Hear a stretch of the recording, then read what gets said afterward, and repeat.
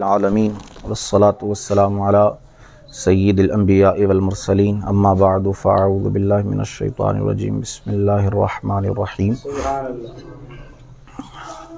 ولو انہم اذ ظلموا انفسہم جاؤوک فاستغفروا اللہ واستغفر لهم الرسول لوجدوا اللہ توابا رحیما قال اللہ تعالی فی مقام آخر یا ایہا الذین آمنوا لا ترفعوا اصواتکم فوق صوت النبی صدق اللہ مولانا العظیم و صدق رسولہ النبی الکریم الامین۔ بآواز بلند میرے ساتھ مل کر پڑھیں الصلاۃ والسلام علیکم سیدی یا رسول اللہ وعلی آلک و اصحابک یا سیدی یا حبیب اللہ، الصلاۃ والسلام علیک یا سیدی یا نبی اللہ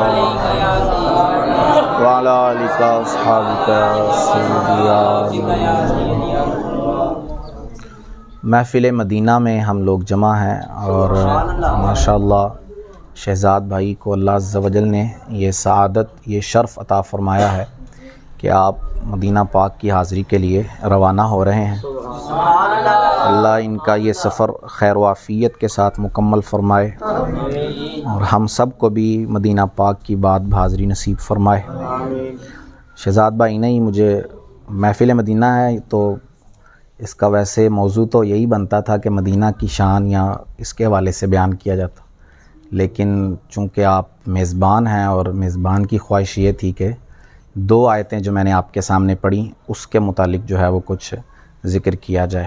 تو ایک آیت میں نے سورہ نساء پارہ 5 سے آپ کے سامنے تلاوت کی اور دوسری آیت مبارکہ پارہ 26 سورہ حجرات، اس میں سے میں نے آپ کے سامنے دونوں پر تھوڑی تھوڑی گفتگو کرنی ہے اور اس کے بعد انشاءاللہ ہم بیان ختم کریں گے۔ پہلی آیت مبارکہ جس میں اللہ عز و جل نے ارشاد فرمایا وَلَوْ أَنَّهُمْ إِذْ ظَلَمُوا أَنفُسَهُمْ جَاءُوكَ، اور اگر یہ لوگ اپنی جانوں پر ظلم کر بیٹھیں جاءُوكَ تو آپ کی بارگاہ میں آ جائیں، فاستغفروا اللہ اور اللہ سے اپنے گناہ کی معافی چاہیں، واستغفر لهم الرسول اور رسول بھی ان کی سفارش کریں، ان کے لیے دعائے مغفرت کریں، لوجد اللہ تواب الرحیمہ تو یہ لوگ ضرور اللہ کو توبہ قبول کرنے والا مہربان پائیں گے۔ یہ آیت مبارکہ اگرچہ ایک خاص واقعے پر نازل کی گئی، لیکن تفسیر کا یہ واضح جو ہے وہ قاعدہ ہوتا ہے کہ نزول کے واقعے کا اعتبار نہیں ہوتا بلکہ لفظوں کے عموم کا اعتبار کیا جاتا ہے، لفظوں کے عام ہونے کا اعتبار کیا جاتا ہے۔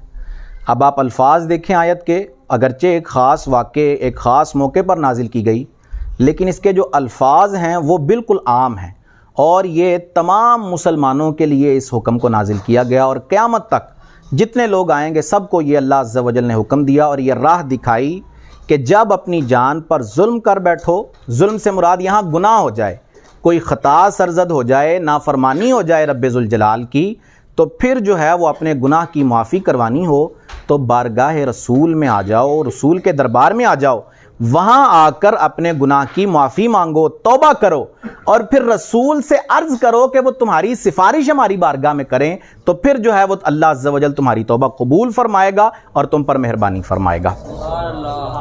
اب اس آیت مبارکہ کے اندر آپ دیکھیں کہ نافرمانی رب ذوالجلال کی ہے، گناہ اللہ عز و جل کا کیا ہے اور معاف بھی اللہ عز و جل نہیں کرنا ہے۔ صحیح بات ہے نا، گناہ اللہ کا کیا اور معافی بھی اللہ ہی نے دینی ہے، اور وہ تو سمیع اور بصیر ہے، ہر جگہ سنتا بھی ہے، ہر جگہ دیکھتا بھی ہے، اس کو کسی خاص جگہ کی کسی خاص بات کی ضرورت نہیں ہے، وہ ہر جگہ سن لیتا ہے۔ اگر میں یہاں بیٹھ کر بھی اپنے گناہ کی معافی مانگوں گا تو بارگاہ الہی میں بات پہنچ جائے گی کہ وہ سنتا ہے ہر بات کو، لیکن حکم کیا دیا کہ یہاں بات نہ بنے گی، بات اس وقت بنے گی کہ جب تم اپنا معاملہ اپنا ماجرا لے کر ہمارے حبیب کی بارگاہ میں آؤ، پھر اس بارگاہ کے ذریعے ہم تک پہنچو تو پھر تمہارا گناہ معاف کیا جائے گا۔ یہ اصل مقصد تھا، اور رسول کریم علیہ الصلوۃ والسلام کی بارگاہ میں پہنچنا اور آپ کا وسیلہ پیش کرنا، اس کی 20 مثالیں آپ کو احادیث مبارکہ کی کتابوں میں مل جائیں گی۔ حضور کی ظاہری زندگی میں بھی صحابہ اکرام حضور کا وسیلہ پیش کرتے تھے، آپ کے وسیلے سے اللہ کی بارگاہ میں دعا مانگتے تھے اور اللہ دعا قبول فرماتا تھا. اور پھر آپ کے وصال ظاہری کے بعد جب آپ اس دنیا سے ظاہری طور پر پردہ فرما گئے، اس کے بعد بھی صحابہ اکرام علیہم الرضوان آپ کا وسیلہ پیش کرتے اور وسیلے سے دعا کرتے، اللہ دعا قبول فرماتا. اس کی چند ایک مثالیں میں آپ کے سامنے پیش کرتا ہوں. جیسے ایک نبینا صحابی، بڑی مشہور حدیث ہے، کئی دفعہ آپ نے سنی بھی ہوگی. وہ سرکار علی وقار صلی اللہ علیہ وسلم کی بارگاہ میں حاضر ہوئے اور انہوں نے آ کر عرض کی کہ آپ جو ہے وہ رب کی بارگاہ میں دعا کریں کہ اللہ عز و جل میری آنکھیں جو ہیں وہ مجھے عطا فرما دے، میری بینائی جو ہے وہ مجھے عطا کر دی جائے. رسول کریم علیہ السلام نے اسے کہا کہ تو دعا کر، میں تجھے دعا بتاتا ہوں کیسے دعا کرنی ہے، تو دعا کر. اب دعا کیسے کروائی رسول کریم علیہ السلام نے؟ بینائی عطا کرنا کس کا کام ہے؟ اللہ عز و جل کا. وہ مانگنے کس سے آیا تھا؟ اللہ عز و جل سے ہی، کہ اللہ عز و جل میری بینائی عطا کر دے. لیکن رسول کریم علیہ السلام دعا کیسے کروا رہے ہیں؟ آپ نے اسے کہا نبی کے میرے وسیلے سے تم دعا مانگو، اللہ عز و جل تمہاری دعا قبول کرے گا. اس صحابی نے ہاتھ اٹھائے، حضور کا وسیلہ پیش کر کے کہا اے اللہ میں تیرے نبی کو تیری بارگاہ میں وسیلہ لاتا ہوں، تیرے نبی کا وسیلہ تیری بارگاہ میں پیش کرتا ہوں، تو میری بینائی عطا فرما دے، میری بینائی کو لوٹا دے. وہ صحابی نے دعا ختم نہ کی تھی، اپنے ہاتھ نیچے نہ کیے تھے کہ اللہ نے انہیں ان کی بینائی عطا فرما دی. یہ تھا حضور کا وسیلہ پیش کرنا، حضور کے ذریعے سے کام کرنا. اور پھر آپ کے وصال ظاہری کے بعد سیدنا عمر کے زمانے میں قحط پڑ گیا اور اناج کی بہت زیادہ کمی ہو گئی، بارش کی بڑی حاجت تھی. ایک صحابی حضور صلی اللہ علیہ وسلم کی بارگاہ میں پیش ہوئے آپ کے روضہ انور پر اور عرض کی کہ یا رسول اللہ صلی اللہ علیہ وسلم آپ اپنی امت کے لیے دعا کیجئے کہ اللہ ہمیں بارش عطا فرمائے. وہ گھر چلے گئے، سوئے. رات کو خواب میں رسول کریم علیہ السلام کا دیدار ہوا، حضور نے زیارت سے مشرف فرمایا. حضور نے کہا عمر کے پاس جاؤ، انہیں میرا سلام بھی کہنا اور انہیں یہ بشارت اور خوشخبری بھی دینا کہ اللہ عز و جل انہیں بارش عطا فرمائے گا، اور ساتھ عمر سے یہ بھی کہنا کہ عمر ذرا نرمی کیا کرو، زیادہ سختی نہ کیا کرو، نرمی کیا کرو. وہ صبح اٹھے، سیدنا عمر رضی اللہ تعالیٰ عنہ کی بارگاہ میں پیش ہوئے اور جا کر سارا ماجرا سنا دیا کہ خواب میں رسول کریم علیہ السلام نے مجھے یہ حکم دیا ہے. اب سیدنا عمر رضی اللہ تعالیٰ عنہ نے جو ہے وہ یہ عرض کی رب کی بارگاہ میں، کہا کہ یا اللہ میں انہی معاملات میں خطا کرتا ہوں جن میں عاجز ہوں، میری طبیعت عاجز ہے، جتنی میری طاقت ہے اتنی کوشش کرتا ہوں کہ معاملات ٹھیک لے کر چلوں، لیکن جہاں مجھ سے کوتاہی ہو جاتی ہے تو اپنے حبیب کے صدقے میری اس خطا کو معاف فرما دے. یہاں بھی آپ نے وسیلہ پیش کیا رسول کریم علیہ السلام کا. تو یہ آیت یہ ہمیں بتاتی ہے کہ اگر گناہ ہو جائے، کوئی خطا ہو جائے تو حضور کے وسیلے سے آنا ہے. اور اس دنیا میں بھی حضور کا وسیلہ، حضور کی تو ضرورت بندے کو ہر وقت ہے. آیا ہے تو حضور کی ضرورت ہے، یہاں دنیا سے جائے گا تو حضور کی ضرورت ہے. کل بروز قیامت رب کی بارگاہ میں حاضر ہوگا، وہاں بھی حضور کی ضرورت ہوگی. آپ کے بغیر کوئی چارہ نہیں ہے. میرے آقا سیدی اعلیٰ حضرت فرماتے ہیں خلیل و نجی مسیح و صفی سبھی سے کہیں بھی بنی یہ بے خبری کہ خلق پھری کہاں سے کہاں تمہارے لیے. خلیل کہتے ہیں سیدنا ابراہیم علیہ السلام کو، نجی کہتے ہیں حضرت سیدنا نوح علیہ السلام کو، مسیح کہتے ہیں حضرت سیدنا عیسیٰ علیہ السلام کو، صفی کہتے ہیں حضرت سیدنا آدم علیہ السلام کو. اب یہ واضح حدیث مبارکہ کا سمجھے ایک طرح سے یہ ترجمہ سیدی اعلیٰ حضرت نے جو ہے وہ اس شعر کے اندر پیش کیا ہے. وہ حدیث مبارکہ کا مفہوم یہ ہے کہ رسول کریم علیہ السلام نے کہا کہ کل بروز قیامت جب 50,000 سال کا دن ہے، 25,000 سال ایسے ہی گزر جائیں گے، حساب و کتاب ہی شروع نہیں ہوگا. لوگ جو ہے وہ کھڑے رہیں گے اور لوگ اپنے گناہوں کے مطابق، کوئی پسینے میں ڈبکیاں کھا رہا ہوگا، کسی کا پسینہ جو ہے وہ گلے تک ہوگا، ناف تک ہوگا، گھٹنوں تک ہوگا، اپنے اپنے گناہوں کے مطابق. اب سب کھڑے ہیں، کسی میں جرت نہیں ہے کہ بارگاہ الہی میں عرض کر سکے کچھ، کسی میں جرت نہیں ہے کہ بول سکے کچھ، کوئی کلمہ اپنے زبان سے نکال سکے، کیونکہ اس دن رب ذوالجلال خود جو ہے وہ جلوہ فرما ہوگا. اب سارے لوگ مل کر سیدنا آدم کے پاس جائیں گے، عرض کریں گے کہ آپ ہماری سفارش کریں رب ذوالجلال کی بارگاہ میں کہ حساب تو شروع کیا جائے. حساب کے بعد کے جو معاملات ہیں، نیکیوں کا پلڑا بھاری ہوگا یا ہلکا ہوگا، وہ معاملات بعد کے ہیں. حساب تو شروع کیا جائے, کام تو شروع ہو, بعد میں پتا چلے کیا ہونے والا ہے. سیدنا آدم کہیں گے نہ آج میں سفارش نہ کروں گا, آج کسی اور کو دیکھو, کوئی اور درگاہ دیکھو, اس کے پاس جاؤ, اس سے اپنے لیے سفارش کرواؤ. وہ حضرت نوح کے پاس آئیں گے, حضرت ابراہیم, حضرت اسماعیل, تمام انبیاء کے پاس چلے جائیں گے, لیکن کوئی بھی نبی اس دن سفارش کرنے کے لیے تیار نہ ہوگا. عیسیٰ علیہ السلام کے پاس آئیں گے, عیسیٰ علیہ السلام بھی کہیں گے اور کسی کی طرف جاؤ. اب آخر میں میرے آقا صلی اللہ تعالیٰ علیہ وسلم بچے, آپ کے پاس لوگ آئیں گے, سیدی سرکار عالم صلی اللہ تعالیٰ علیہ وسلم یہ نہ کہیں گے کہ اور کسی کے پاس جاؤ, اور کسی راہ کو دیکھو, یہ نہ فرمائیں گے. آپ فرمائیں گے انا لہا, میں اس کام کے لیے موجود ہوں, میں تمہاری سفارش کروں گا. اسی چیز کو سیدی اعلیٰ نے بیان کیا, خلیل و نجی, مسیح و صفی, سبھی سے کہیں بھی بنی, سب سے کہا ہے تم نے جا کر, لیکن تمہاری بات کہیں بنی ہے؟ یہ بے خبری کہ خلق پھری کہاں سے کہاں تمہارے لیے, آدم علیہ السلام سے عیسیٰ علیہ السلام تک. حضور کا بندہ حضور کا دامن اپنے ہاتھ سے چھڑا نہیں سکتا.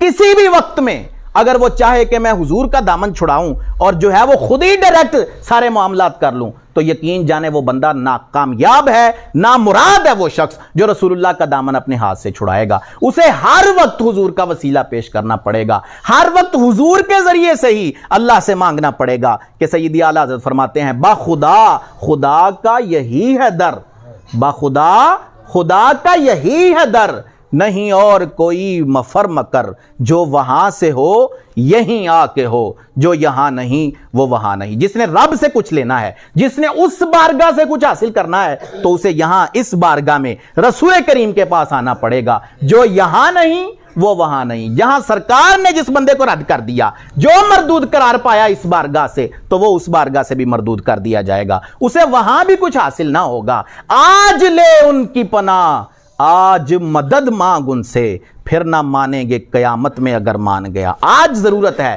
کہ حضور کے دامن کو پکڑ لیں, آج ضرورت ہے کہ آپ کا وسیلہ آج پیش کریں. لوگ کہتے ہیں کہ نہیں, حضور کا وسیلہ, کسی کا وسیلہ نہیں پیش کر سکتے, ڈائریکٹ رسول کریم علیہ السلام کو چھوڑ کر اللہ کی بارگاہ میں جانا چاہیے. اور مثالیں معاذ اللہ یہ دیتے ہیں کہ جب بندے کا ڈائریکٹ رابطہ وزیر اعظم کے ساتھ ہے یا صدر کے ساتھ ہے, تو پھر جو ہے وہ اسے نچلے طبقے کے افسر کے ساتھ رابطہ کرنے کی کیا ضرورت ہے. اس طرح کی مثالیں پیش کی جاتی ہیں اس بارے میں, حالانکہ اللہ عز و جل خود راہ دکھا رہا ہے کہ جان پر ظلم کر, وہ اللہ نے راہ دکھائی ہے, اللہ نے ارشاد فرمایا ہے, حکم اس نے دیا ہے.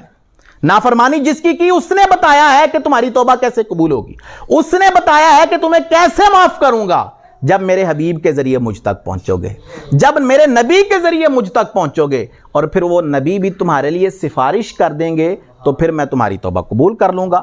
لوجد اللہ تواب الرحیمہ, تو یقینی طور پر یہ اللہ کو توبہ قبول کرنے والا اور مہربان پائیں گے. تو حضور کا وسیلہ پیش کرنا, آپ کے بغیر بندہ سوچے کہ میں اللہ سے کچھ لے لوں گا, آپ کا دامن چھڑا کے بندہ کہے کہ میں اس رب سے کچھ حاصل کر لوں گا, تو وہ بندہ, اس کی خام خیالی ہے, اس کا صرف خیال ہی ہے کہ وہ رب سے کچھ حاصل کر سکتا ہے. رسول کریم علیہ السلام کی ذات کو چھوڑ کر, جس کو جو ملتا ہے, چاہے جو بھی ہے, رزق ملتا ہے, عنایت ہوتی ہے رب کی کسی بندے پر, کسی کو بخشش کا تحفہ ملتا ہے, یہ ساری چیزیں سب کا سب رسول کریم علیہ السلام کے صدقے سے ملتا ہے. لا و رب العرش, رب عرش کی قسم, لا و رب العرش, جس کو جو ملا ان سے ملا.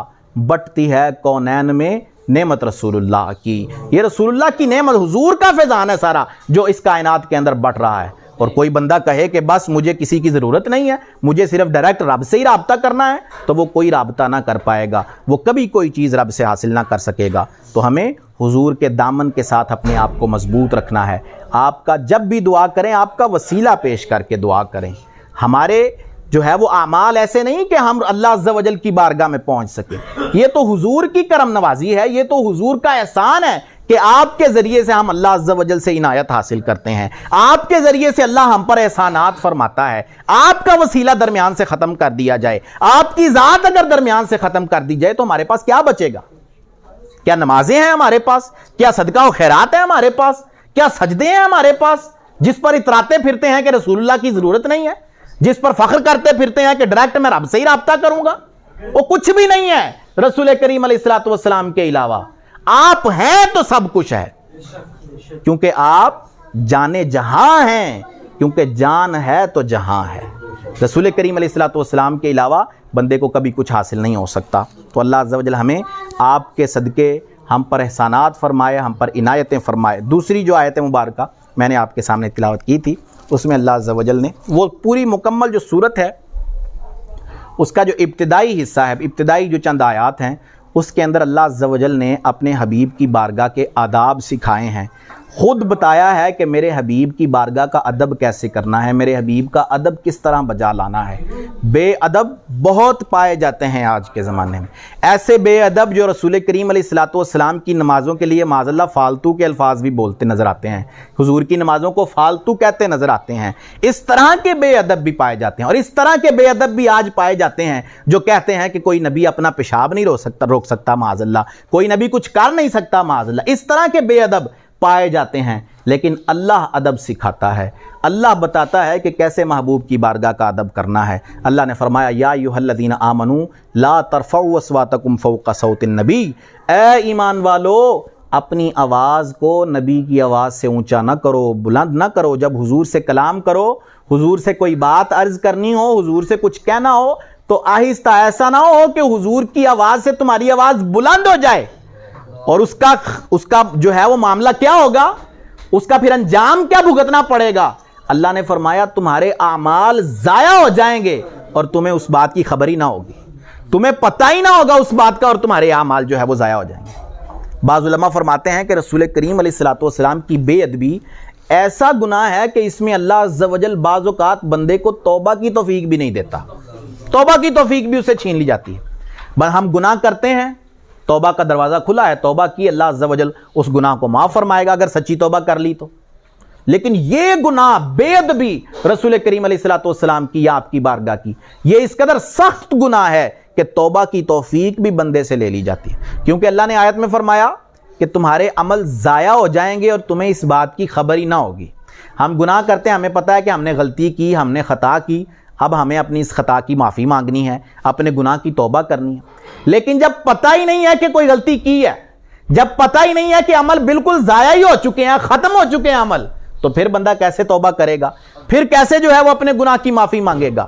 تو اس طرح کی بے ادبی اگر کوئی رسول کریم علیہ الصلوۃ والسلام کی کرتا ہے. اب یہ آیت مبارکہ, اس کے مختلف شان نزول جو ہے وہ علماء نے بیان کی ہیں کہ یہ کیوں نازل کی گئی. اس میں سے ایک شان نزول یہ ہے کہ یہ ایک صحابی حضرت سیدنا ثابت بن قیس ان کا نام ہے, ان کے بارے میں یہ آیت مبارکہ نازل کی گئی. اب ان کو جو ہے وہ اونچا سننے کی عادت تھی, ان کی بیماری تھی, عذر تھا کہ وہ اونچا سنا کرتے تھے. اب آپ جانتے ہیں کہ جس بندے کو اونچا سننے کی عادت ہوتی ہے اس کی یہ بھی عادت ہوتی ہے کہ وہ اونچا بولتا ہے, اونچی آواز میں کلام کرتا ہے, جس کو اونچا سننے کی عادت ہے. تو ان کے بارے میں یہ آیت مبارکہ نازل ہوئی. جب یہ آیت نازل ہوئی تو حضرت ثابت نے اپنے آپ کو گھر میں بند کر لیا اور کہا کہ میں تو جہنمی ہو گیا, میں جہنمی ہو گیا. کئی دن تک وہ جب رسول کریم علیہ السلام کی بارگاہ میں حاضر نہ ہوئے تو حضور نے ان کے جو پڑوسی تھے, ان کے قریبی حضرت سعد ابن عبادہ, ان سے کہا کہ ذرا معاملہ پتہ کرو کہ وہ کیوں نہیں آ رہے. سیدنا سعد ابن عبادہ جب ان کے گھر پہنچے, ان سے کہا کہ رسول کریم علیہ السلام استفسار فرما رہے ہیں, تم سے پوچھ رہے ہیں کہ کیوں نہیں آ رہے تم. تو انہوں نے عرض کی کیا تم نے اللہ کا فرمان نہیں سنا, کیا تم نے وہ آیت نہیں سنی جو نازل ہوئی, یا ایھا الذین آمنوا لا ترفعوا اصواتکم, اے ایمان والو اپنی آوازیں بلند نہ کرو. یہ آیت نہیں سنی تم نے, اور تم جانتے ہو کہ مجھے اونچا بولنے کی عادت ہے, تمہیں پتہ ہے کہ میں اونچا بولتا ہوں. تو اگر ایسا ہوا کہ میں رسول کریم کے دربار میں کھڑا ہوا, میری آواز آپ کی آواز سے بلند ہو گئی, تو یقینی طور پر میرے سارے اعمال برباد ہو جائیں گے اور میں تو جہنمی ہو جاؤں گا. سیدنا سعد ابن عبادہ نے جا کر رسول کریم علیہ السلام سے یہ بات عرض کی کہ حضور وہ یہ کہہ رہے ہیں. رسول کریم علیہ السلام نے کہا ان کے پاس جاؤ, انہیں کہو کہ میرے پاس آؤ کہ تم جہنمی نہیں بلکہ اللہ نے تمہیں جنتی قرار دیا ہے. کیوں؟ ادب ہے ان کا, انہوں نے رسول کریم علیہ السلام کا ادب کیا ہے. اب آپ دیکھیں وہ معذور ہیں, جان بوجھ کر وہ کچھ نہیں کر رہے, معذوری کی وجہ سے, بیماری کی وجہ سے ان میں یہ معاملہ ہے کہ ان کی آواز اونچی ہوتی ہے. لیکن انہیں بھی یہاں چھوٹ نہیں دی گئی, انہیں بھی یہی حکم دیا گیا کہ وہ اپنی آواز پست رکھیں, اپنی آواز آہستہ کریں. رسول کریم علیہ الصلوۃ والسلام, صحابہ کرام کا عمل کیا تھا اس آیت کے نازل ہونے کے بعد؟ سیدنا عمر کی تو یہ عادت ہو گئی تھی کہ آپ اتنی آہستہ آواز میں بات کرتے, جب یہ آیت نازل ہو گئی اس کے بعد جب بھی حضور سے کلام کرتے اتنی آہستہ کرتے کہ بعض اوقات حضور کو یہ فرمانا پڑتا کہ ذرا اونچا بولو، مجھے بات نہیں سنائی دے رہی، ذرا اونچا بولو، مجھے بتاؤ کیا کہہ رہے ہو۔ اتنا آہستہ وہ اپنی آواز کو کر دیا کرتے تھے۔ یہ صحابہ کرام علیہم الرضوان کا عمل ہے۔ اچھا، بعض لوگ کہتے ہیں کہ جس طرح کا رسول کریم علیہ السلام کا ادب آپ کی ظاہری حیات میں تھا، آپ کے یہاں سے جانے کے بعد ویسا جو ہے وہ ادب باقی نہیں ہے۔ یہ بھی جو ہے وہ لوگوں کا ایک نیا جو ہے فتنہ ہے جو لوگ پھیلانے کی کوشش کرتے ہیں۔ رسول کریم علیہ السلام کا ادب جیسا آپ کی ظاہری حیات میں تھا ویسا ہی آپ کا اس دنیا سے ظاہری طور پر جانے کے بعد ہے۔ آپ کا ادب تا قیامت ویسا ہی رہے گا جیسا آپ کا پہلے سے ادب تھا۔ سیدنا عمر کی حدیث پاک بڑی مشہور ہے۔ آپ رضی اللہ تعالیٰ عنہ نے دو شخصوں کو دیکھا کہ وہ مسجد نبوی میں اونچی آواز سے کلام کر رہے ہیں۔ آپ نے ان کو اپنے قریب بلایا اور پوچھا کہ تمہیں پتہ نہیں تم کس مقام پر کھڑے ہو؟ تم نہیں جانتے کہ کون سی بارگاہ ہے یہ؟ پھر ان سے پوچھا کہ تمہارا تعلق کس شہر سے ہے؟ انہوں نے کہا ہم یمن سے تعلق رکھتے ہیں۔ آپ نے فرمایا اگر تم مدینہ کے رہائشی ہوتے، یہاں رہنے والے ہوتے تو میں تمہیں کوڑے لگواتا، کوڑوں کی سزا دیتا تمہیں، کیونکہ مدینہ والوں کو پتا ہے کہ رسول کریم علیہ السلام کی بارگاہ کا ادب کیسے کرنا ہے۔ اب یہ حضور کے ظاہری وصال کے بعد کی بات ہے۔ جو یہ کہے کہ ادب ختم ہو گیا حضور کے جانے سے، اس کو اس بات سے جو ہے وہ عبرت لینی چاہیے کہ سیدنا عمر فرما رہے ہیں کہ تمہیں پتہ نہیں تم کس بارگاہ کے اندر کھڑے ہو، تمہیں پتہ نہیں اس بارگاہ کے آداب خود رب ذوالجلال نے سکھائے ہیں، خود اللہ نے بتایا ہے کہ کس طرح اس بارگاہ کا ادب کرنا ہے، اور تم جو ہے وہ اونچی آواز سے کلام کر رہے ہو رسول کریم علیہ السلام کی بارگاہ کے اندر۔ سیدنا امام مالک رحمت اللہ تعالی علیہ، آپ مسجد نبوی شریف میں تھے، خلیفہ ابو جعفر منصور آپ کے پاس آیا اور کسی بات پر جو ہے وہ آپ کے ساتھ جو ہے وہ مباحثہ کرنے لگا۔ مباحثہ کرتے کرتے اس کی آواز جو ہے وہ اونچی ہو گئی، بلند ہو گئی۔ اب وہ خلیفہ ہے، خلیفہ وقت، حکومت، پاور سب اس کے پاس ہے، لیکن امام مالک نے کسی چیز کا لحاظ نہیں رکھا۔ آپ نے کہا خلیفہ اپنی آواز نیچی کر لو، آہستہ کر لو اپنی آواز کو، تمہیں پتہ نہیں کس بارگاہ کے اندر تمہیں کھڑے ہو، تمہیں پتہ نہیں کون سی بارگاہ کے اندر تم میرے ساتھ گفتگو کر رہے ہو، تم اپنی آواز کو اونچا کر رہے ہو، تم اپنی آواز کو رسول کریم علیہ السلام کے دربار میں اونچا کرنے کی کوشش کر رہے ہو، کہیں ایسا نہ ہو کہ تمہارے اعمال برباد کر دیے جائیں اور تمہیں اس بات کی خبر ہی نہ ہو۔ یہ ادب رب ذوالجلال نے اپنے حبیب کی بارگاہ کا سکھایا ہے، اور جو ادب حضور کا ظاہری زندگی میں تھا، آپ کے ظاہری طور پر اس دنیا سے جانے کے بعد بھی وہ ادب باقی ہے اور قیامت تک وہ ادب باقی رہے گا۔ رسول کریم علیہ السلام کے صحابہ نے حضور کے صحابہ سے بڑھ کر تو کوئی قرآن کو نہیں نہ سمجھ سکتا۔ آپ ہی، کیونکہ آپ جو لوگ ہیں صحابہ کرام علیہم الرضوان، وہ ڈائریکٹ حضور کے تربیت یافتہ ہیں، انہوں نے کئی آیتوں کی تفسیر ڈائریکٹ رسول کریم علیہ السلام سے سن رکھی ہے، تو ان سے بہتر تو کوئی قرآن کو نہیں جان سکتا۔ تو کیا انہیں نہیں پتا تھا کہ یہ جو فرمان الہی ہے کہ لا ترفعوا اصواتکم، یہ صرف حضور کی ظاہری زندگی کے ساتھ خاص ہے، یہ جو ہے وہ آپ کے ظاہری طور پر یہاں سے جانے کے بعد ایسا نہیں ہوگا؟ کیا وہ نہیں جانتے تھے؟ لیکن انہوں نے آپ کے ظاہری وصال کے بعد بھی یہ کر کے دکھایا کہ ادب مصطفیٰ جو ہے وہ ہمیشہ باقی رہے گا۔ بعض لوگوں کی عادت ہی ہوتی ہے کہ وہ جو ہے وہ حدیثوں کی غلط تشریح کرنے اور اس کے بارے میں جو ہے وہ لوگوں میں غلط عقائد پھیلانے کی کوشش کرتے ہیں۔ میں ایک دفعہ وہ حدیث مبارکہ ہے کہ جس میں رسول کریم علیہ السلام کی بارگاہ میں ایک صحابی اپنی والدہ سے اجازت لے کر آتے ہیں اور حضور سے جو ہے وہ انہوں نے دعا کروانی ہوتی ہے اپنی والدہ کے لیے، لیکن رسول کریم علیہ السلام فوراً نماز پڑھا کے گھر کی طرف چلے جاتے ہیں۔ وہ مغرب بھی ادھر ہی پڑھتے ہیں، عشاء بھی ادھر ہی پڑھتے ہیں، عشاء میں بھی رسول اللہ صلی اللہ علیہ وسلم واپس چلے جاتے ہیں۔ اب وہ حضور کے پیچھے پیچھے چلنا شروع کرتے ہیں۔ حضور کریم صلی اللہ تعالیٰ علیہ وآلہ وسلم انہیں دیکھے بغیر ان کا معاملہ حل کر دیتے ہیں، ان کا نام بھی لیتے ہیں اور فرماتے ہیں کہ اللہ تمہاری والدہ کی مغفرت فرمائے، بتاؤ کس لیے آئے ہو یہاں پر؟ تو انہوں نے کہا جو مسئلہ میرا تھا، جو بات میں لے کر آیا تھا، میں نے چونکہ نماز پڑھنی تھی آپ کے پیچھے، میری والدہ نے کہا تھا کہ ٹھیک ہے نماز پڑھ لینا، لیکن میرے لیے دعائے مغفرت کروانی ہے تم نے رسول کریم علیہ السلام سے۔ اب میں نے نماز پڑھ لی تھی، اب والدہ کے لیے دعا رہ گئی تھی تو وہی کروانی تھی، لیکن آپ نے جو ہے وہ پہلے ہی دعا کر دی ہے، مجھے کہنے کی ضرورت ہی نہیں پڑی۔ اب یہ حدیث مبارکہ، اس بات کو آپ سمجھیں کہ حضور جو ہے وہ اپنے پیٹھ پیچھے بھی دیکھ سکتے ہیں کہ کیا ہو رہا ہے۔ ایک حدیث مبارکہ ہے جس میں رسول کریم علیہ السلام نے نماز پڑھانے کے بعد آپ فارغ ہوئے تو اپنے صحابہ کرام علیہم الرضوان کو فرمایا کہ تم جو ہے وہ اپنی نمازیں اچھے طریقے سے ادا کیا کرو کہ میں اپنے پیچھے بھی ویسے ہی دیکھتا ہوں جیسے اپنے آگے دیکھتا ہوں۔ یہ حضور نے فرمایا۔ اب اس جو ہے وہ حدیث کی تشریح میں ان لوگوں کی ایک ویب سائٹ تھی، اس پہ پڑھ رہا تھا وہ لوگ جو کہتے ہیں کہ حضور جو ہے وہ دیوار کے پیچھے بھی نہیں جانتے، ان کی ویب سائٹ پر میں اس کی تشریح پڑھ رہا تھا. اب تشریح کرتے کرتے انہوں نے واقعہ سارا صحیح لکھا اور میں بڑا حیران تھا کہ جو ہے وہ بالکل کوئی ڈنڈی نہیں ماری، سب کچھ ٹھیک ہی لکھ دیا. لیکن جیسے ہی تشریح ختم ہوئی، اینڈ پہ جا کے جو ہے وہ ڈنڈی، جو چونکہ عادت ہوتی ہے مارنی ہوتی ہے تو مار دی. ڈنڈی کیا ماری؟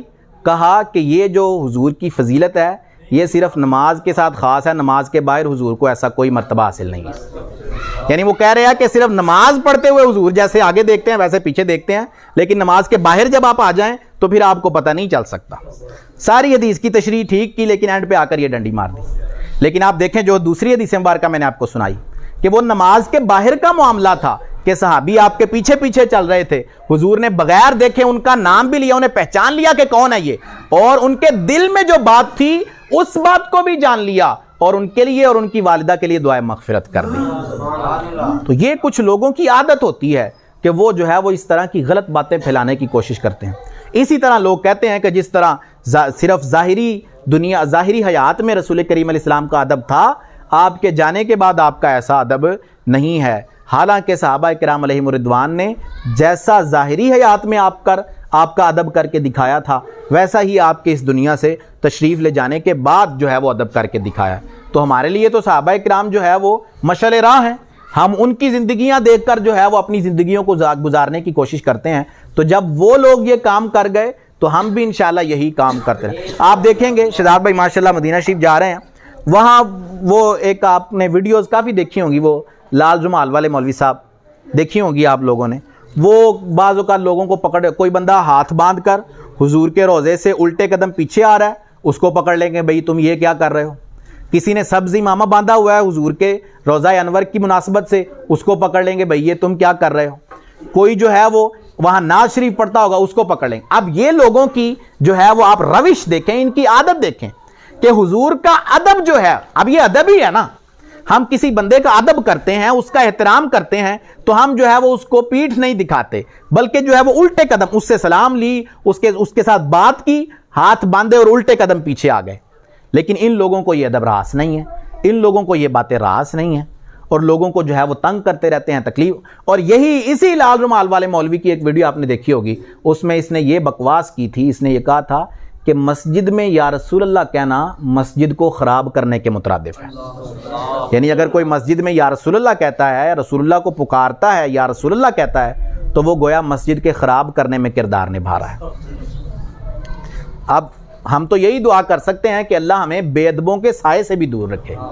بے ادبی تو دور کی بات ہے، ان کے سائے سے بھی اللہ ہمیں دور رکھے، اور ہمیشہ اپنے حبیب کی بارگاہ کا ادب کرنے والا رکھے کہ کہیں کوئی گستاخی، کہیں کوئی بے ادبی ہو گئی تو یہ سارے اعمال منہ پر مار دیے جائیں گے اور سارے اعمال ضائع کر دیے جائیں گے. کہیں رسول کریم علیہ السلام کی بارگاہ کی گستاخی یا بے ادبی کر دی. وہ صحابی پہلے صحابی تھے، بعد میں مرتد ہو کر مر گئے. وجہ کیا بنی اس کی؟ کہ انہوں نے دعا کروائی اپنے لیے نبی کریم علیہ السلام سے کہ میرے لیے آپ مال کی دعا کریں. مال کی دعا کر دی اللہ نبی اکرم صلی اللہ علیہ وسلم نے، اور انہیں بہت زیادہ مال عطا ہوا. اتنا مال کہ انہیں مدینہ چھوڑ کر دوسری جگہ جانا پڑا اور وہاں اپنا الگ سے انہوں نے رہائش قائم کر لی. پہلے وہ ساری نمازیں حضور کے ساتھ پڑھتے تھے، لیکن جو ہے وہ بعد میں جمعے کے جمعے آتے، پھر بعد میں جمعہ بھی چھوٹ گیا، کبھی کبھی حضور کے پاس آتے. جب زکوٰۃ کا حکم نازل ہوا، رسول کریم علیہ السلام نے اپنے لوگوں کو بھیجا صحابہ کو کہ جاؤ اس بندے کے پاس کہ اس سے بھی کہو کہ اللہ نے زکوٰۃ کا حکم نازل کیا ہے، تمہیں زکوٰۃ دینی ہے. اب اس نے جب لوگ زکوٰۃ لینے گئے اس کے پاس، اس نے آگے سے جملہ بولا کہ یہ تو معاذ اللہ ٹیکس لگایا جا رہا ہے، یہ ٹیکس ہے. مطلب ٹیکس وہی جو بندے پر ناانصافی کی جاتی ہے، ظلم کیا جاتا ہے. تو اس نے کہا یہ ٹیکس لگا رہے ہیں آپ، یہ جو کام کر رہے ہیں. صحابہ نے آ کر حضور کو یہ بات بتا دی. تو حضور علی وقار صلی اللہ علیہ وسلم نے فرمایا کہ ہمیں اس کے مال کی ضرورت نہیں ہے. ایک جملہ بے ادبی و گستاخی کا اس کے منہ سے نکلا، صحابیت بھی گئی ہاتھ سے، اسلام بھی گیا ہاتھ سے، اور مرتد ہو کے وہ بندہ کافر مر گیا. ایک جملہ گستاخی کا اس نے رسول کریم علیہ السلام کے لیے بول دیا. تو یہاں تو وہ بارگاہ ہے کہ قدم قدم پر سنبھل کر چڑھنا پڑتا ہے، سنبھل کر اپنے آپ کو سنبھال کے چلنا پڑتا ہے. آپ کے بارے میں کوئی گفتگو ہو تو اپنے الفاظ سنبھالنے پڑتے ہیں کہ کہیں کوئی جملہ کہیں کوئی لفظ ایسا نہ نکل جائے کہ رسول کریم علیہ السلام کی بے ادبی ہو جائے اور بندہ اپنے سارے اعمال سے ہی ہاتھ دھو بیٹھے۔ اللہ عز و جل سے دعا ہے کہ ہمیں حضور علی وقار صلی اللہ علیہ وسلم کی بارگاہ کا ادب کرنے کی، ہمیشہ با ادب رہنے کی توفیق عطا فرمائے۔ آمین بجاہ خاتم النبیین صلی اللہ علیہ وسلم۔ میں دو شعر پڑھ دیں۔